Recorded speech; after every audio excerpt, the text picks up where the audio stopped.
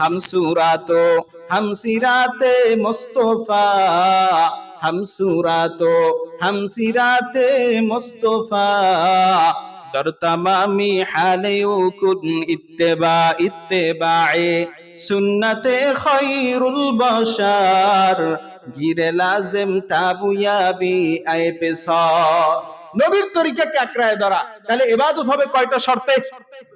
জোরে বলেন। হ্যাঁ, মুখস্থ করেন। কয়টা শর্তে? দুইটা শর্তে। এক নম্বরে রিজা বিল কাজা, দুই নম্বরে তরিকায়ে রাসূল। এক নম্বরে আমি যা কিছু করব দেখব এখানে আল্লাহ তাআলার হুকুম কি, আল্লাহর হুকুম কি।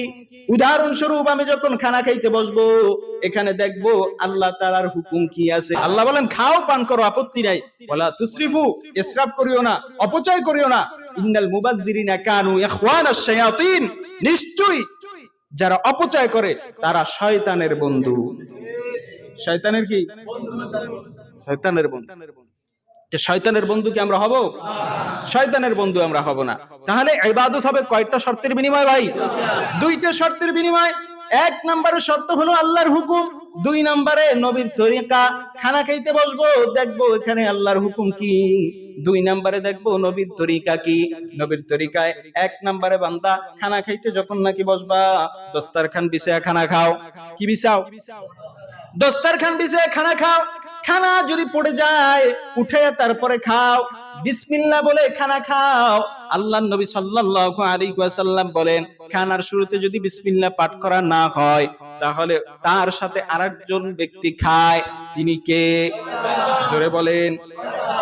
তার সাথে আরেকজন খায়, সে হলো শয়তান। আমার সাথে যদি শয়তান খানা খায় তাহলে ওই খানার মধ্যে বরকত আশা করা যায়? ওই খানার মধ্যে বরকতের আশা করা যায়? আশা করা যায় না। এজন্য খানা খাইতে বসবো দস্তারখান বিছায়া খানা খাবো। খানা খাইতে বসবো শুরুতে বিসমিল্লাহ পড়বো। খানা খাইতে বসবো, খানা যদি পড়ে যায় আবার উঠে আমি খাবো। খানার শেষে দোয়া পড়বো। খানার শেষে দোয়া পড়ে আল্লাহর কাছে শুকর আদায় করব। আল্লাহ তুমি এমন জিনিস আমাকে খাওয়াইলা যেই জিনিস খাওয়ার যোগ্যতা আমার নাই, যেই যোগ্যতা আমার নাই। আল্লাহ তাআলা যদি মরিচ পোড়া দিয়ে খাওয়ায় তাহলেও বলবেন আলহামদুলিল্লাহ। গরুর গোশত দিয়ে যদি খাওয়ায় তাহলেও বলবেন আলহামদুলিল্লাহ। আমি যেই পরিমাণ আমি যেই পরিমাণ গুনাহ করছি তাতে আল্লাহ তাআলার মরিচও খাওয়ার যোগ্য আমি না। আমার কথা আমি বললাম, আপনার নফসকে আপনি প্রশ্ন করে দেখেন। আমার আমলনামায় যেই পরিমাণ গুনাহ, আল্লাহ তাআলার পক্ষ থেকে একটা কাঁচামরিচ খাওয়ার যোগ্যতা আমি রাখি না। আল্লাহর নাফরমানি এত পরিমাণ হয়েছে, আল্লাহ পাক রব্বুল আলামিনের কোন নিয়ামত আমার জন্য হালাল না, কিন্তু আল্লাহ পাক রব্বুল আলামিন এখন পর্যন্ত আমাকে সম্মানের রিজিক দেয়, কারণ আল্লাহ হলেন রাজ্জাক। আল্লাহ কি? রাজ্জাক।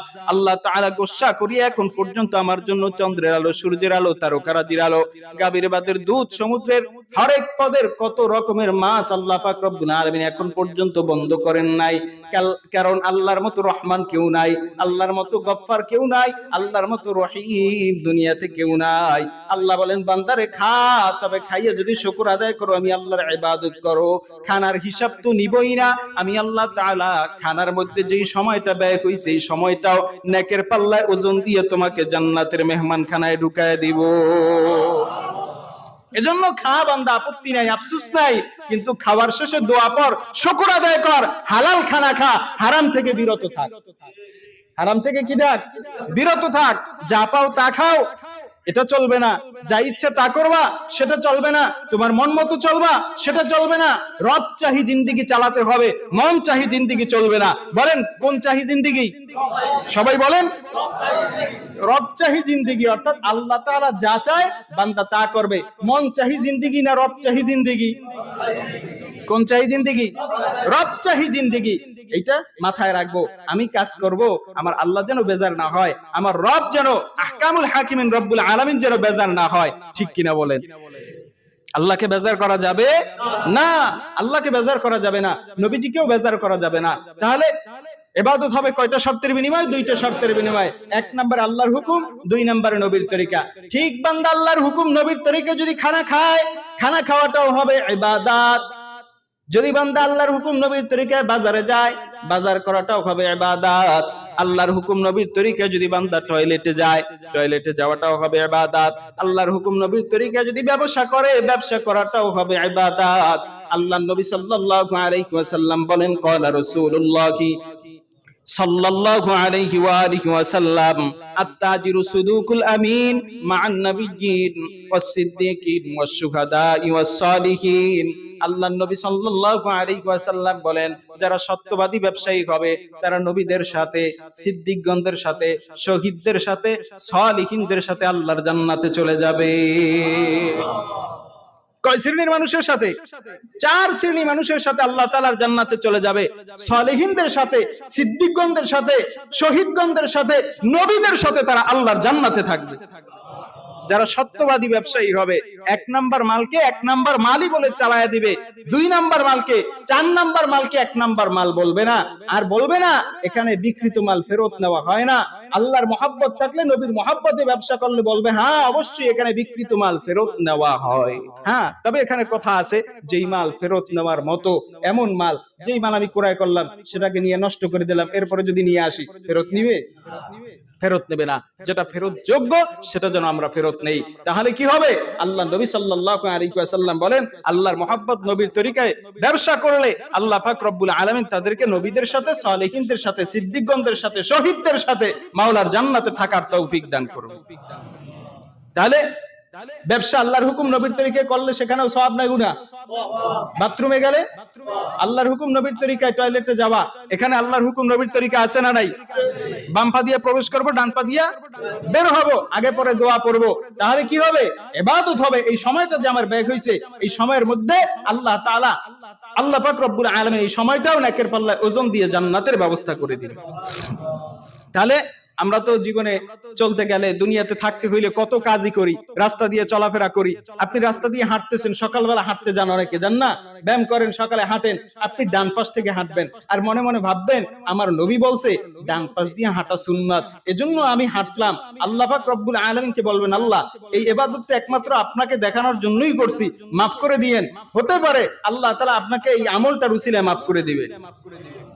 আপনি একা একা হাঁটতেছেন, কেউ নাই আশেপাশে, সকালবেলা একটু ব্যায়াম করতেছেন, পায়চারি করতেছেন, হাঁটাহাঁটি করতেছেন, বাস কেউ নাই, আপনি বাম পাশ দিয়েই হাঁটতেছিলেন, হঠাৎ করে আপনার মাথায় আসছে, ওহো গত জুমায় তো হুজুরে বলছিল ডান পাশ দিয়ে হাঁটা সুন্নাত, এখানে তো কেউ নাই, ঠিক আছে আমি নবীর মহব্বতে, আল্লাহর মহব্বতে বাম পাশ থেকে ডান পাশে চলে গেলেন।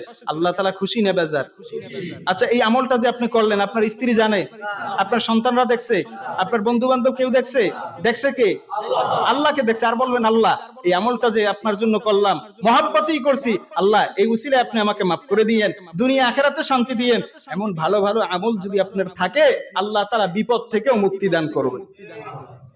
এরকম ছোট ছোট আমল থাকার দরকার আমল নামায়। আপনি খানা খাইতে বসছেন, বাসায় কেউ নাই, আপনি নিজে পাকাইছেন অথবা আপনার ম্যাডাম পাকাইয়া বাবার বাড়িতে চলে গেছে, দস্তারখানটা বিছাইলেন, সুন্দর মতো খানা খাইতে বসলেন, মাথায় টুপি নাই, খানা অর্ধেক হয়ে গেছে, টুপি মাথায় দিয়ে খানা খাওয়া কি সুন্নাত?